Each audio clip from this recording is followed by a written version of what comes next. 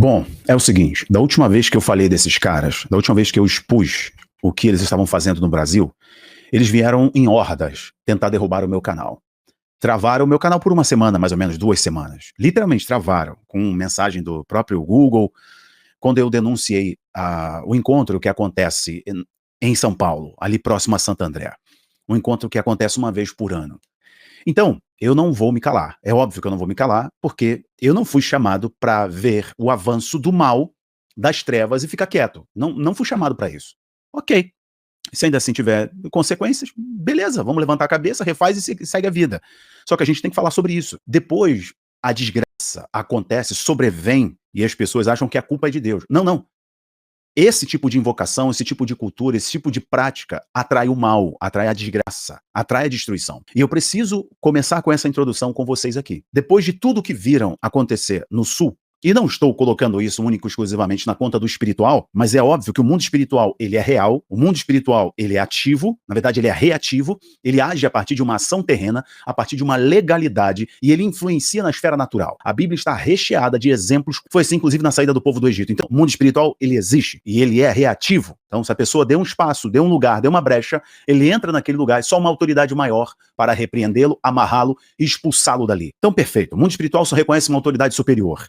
É por isso que, quando Cristo chegava num lugar, os demônios se manifestavam, porque não tem como. Então, uma pessoa cheia do Espírito Santo, cheia da luz de Deus, as trevas vão se dispersar. O mundo nunca falou tanto sobre amor. Olha a porcaria que está o mundo, porque esse amor é mentiroso. Amor precede verdade. Então, este amor que o mundo prega, que o importante é o amor, nunca se falou tanto sobre isso, e o mundo está um caos. É porque é um amor sem verdade. Logo, é um amor de sofisma, um amor mentiroso. No Rio Grande do Sul, os caras vão levantar um monumento a Lúcifer. Eu vou mostrar a matéria para vocês aqui agora. Uma estátua de 5 metros de altura, e o camarada lá, que é o filho de Astarote, ele vai inaugurar agora, dia 13, um templo para Lúcifer. E não acho que isso é somente no Brasil, isso está crescendo em todos os lugares do mundo. Eles fizeram um processo de desconstruir o cristianismo através da cultura, de símbolos culturais e artísticos, desconstruindo a religião dos pais. E aí os filhos não se identificam mais, logo estão abertos para qualquer coisa que traga mais sentido social para essas pessoas.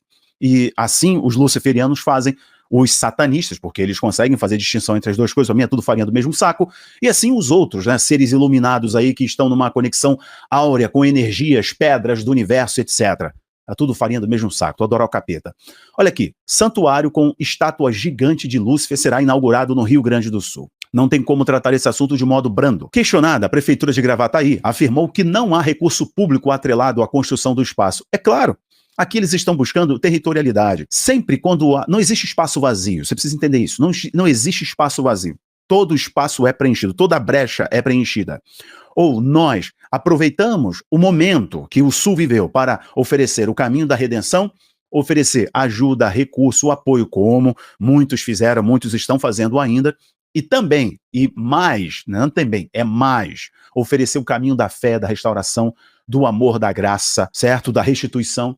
E é a missão que as igrejas deveriam vir com toda a força. Eles vão ver esse espaço e agora vão marcar territorialidade. Eu já falo um pouquinho sobre símbolos, tá? Olha isso aqui. Uma ordem religiosa do Rio Grande do Sul anunciou a construção de um santuário com a imagem de Lúcifer na cidade de Gravataí. O espaço será inaugurado na próxima terça-feira 13 e a estátua de representação chega a 5 metros de altura. E é interessante que sempre precisa ter essa referência dos ares, dessa imponência. É uma demarcação de território. Isso se chama territorialidade e abertura de portais.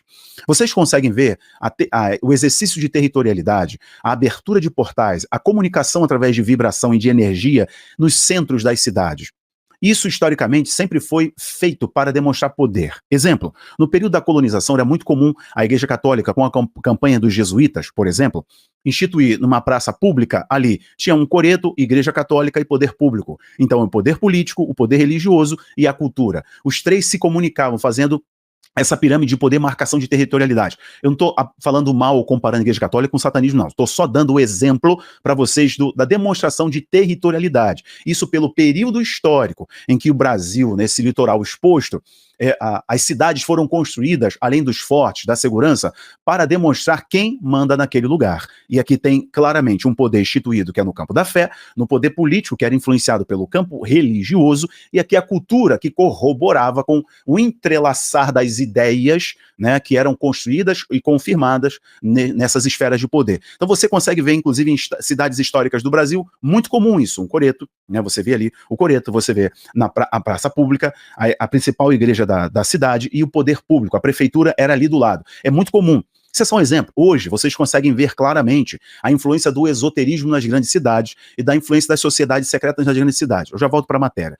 E vocês conseguem ver, inclusive, um obelisco bem grande, um símbolo que remete ao poder das sociedades secretas no Egito Antigo, que é um centro de concentração de energia onde toca os céus, que a Bíblia falava sobre os postes, os altos e os ídolos que eram estabelecidos na antiguidade, que eram derrubados quando o homem de Deus tinha coragem e não se curvava a Baal, a Sera, a Astarote e por aí vai, né? Moloque e muitos outros desses deuses. Por que eles querem isso? Porque demonstra altivez, estamos acima, influenciando os ares, de onde toca a cultura e a mentalidade das pessoas. Estamos abrindo um portal, porque nos deram legalidade. É assim, os símbolos servem de comunicação com o que é invisível, com o imaterial. Então, todo símbolo ele comunica algo que está além, é uma simbologia, é muito além do que está sendo visto ali, comunica algo intrínseco a ele.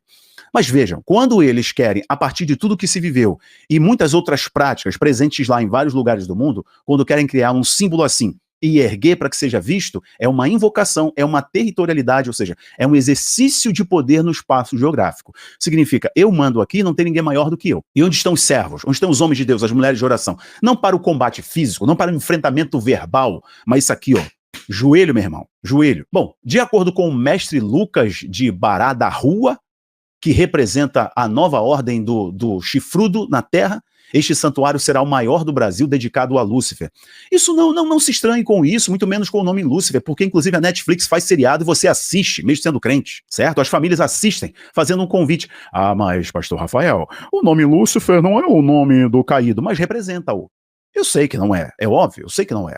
E eu já expliquei para vocês aqui. Isso foi uma jogada política da Igreja Católica, onde Deus associou o nome do caído, né, do querubim que caiu, Satanás, o enganador, que a Bíblia chama, certo? O enganador, o inimigo das nossas almas, a Igreja Católica, por uma dissidência política, associou o bispo italiano Lúcifer ao diabo, o caído. Logo, se tornou uma referência. Hoje, então, quando se fala de Lúcifer, é uma associação direta e não está comunicando sobre o bispo ou a dissidência política na Igreja Católica. Logo, quando se faz um seriado sobre Lúcifer, está falando do caído, romantizando o mal. Isso está nos desenhos, glamorizando o mal, romantizando o mal. A Netflix faz isso, a Disney faz isso, muitos produtores de conteúdo fazem isso. Então, o que eles estão falando, aqui inclusive, a estátua, o templo contará com uma estátua do anjo caído e será palco de rituais de demonolatria. Eles estão claramente demonstrando a adoração aos demônios e práticas de alta magia negra, em conformidade com os princípios da instituição, publicou o mestre das redes sociais. Os caras estão falando publicamente como fazer a adoração aos demônios, magia negra, e estão fazendo isso em conformidade com as instituições. Agora, não se assustem com o que o tal Hélio de Astarote está dizendo e seus adoradores que vão erguer esse monumento lá em Gravataí. Olha o que eu vou mostrar para você agora. Eu peço a você para compartilhar esse vídeo para todo mundo. Só um detalhe aqui. Você que quer se aprofundar nisso, na batalha cultural, na batalha espiritual, na perseguição cristã, inclusive entender essa reversão de valores no Ocidente, eu estou dedicando minhas horas, meus estudos, eu, minha esposa e minha equipe, para construir um ambiente de estudo para você, justamente para você não ser pego por essas armadilhas. Nós construímos uma plataforma chamada Abaplay. Abaplay. Inclusive, se você quiser fazer parte, você baixar um aplicativo na TV, no seu celular e por aí vai, assistir no site. Em março, foi inaugurado a primeira igreja luciferiana do Brasil. Fica onde? Fica no Vale. No Vale do Paraíba, aqui no Sul Fluminense. Às margens da Dutra. A construção tem chamado a atenção de todos que passam pela estrada. Tá aí o sacerdote lá. Dá uma olhada. Não sei se você já passou pela Dutra e viu este monumento ao diabo. Igreja luciferiana. Mas por que as pessoas em sã consciência vão abrir um lugar de culto ao diabo? É porque o diabo não é mais diabo. É porque o mal não é mais mal. O feio não é mais feio. O ruim não é mais tão ruim assim. As trevas não são bem trevas assim, não. Então, eles romantizaram, e isso foi através da desconstrução ideológica e cultural.